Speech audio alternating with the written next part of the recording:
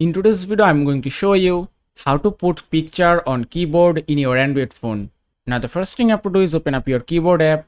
In my phone, default keyboard is Redmi keyboard. So just open it and then tap on this gear icon to open up your keyboard settings. Then go to theme option. Now from here, you can make custom theme. So just tap on new theme option. Now here you can see color preset, background color, and here you can find the option which is background image.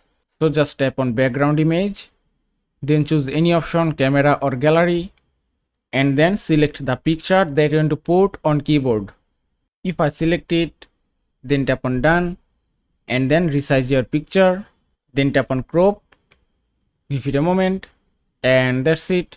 Now you can also increase or decrease your brightness from here. Then just tap on save and then type your theme name.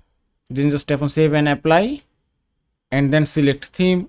If I select both theme and it's saved successfully. Now if I open my keyboard and here it is, you can see the picture has been set successfully.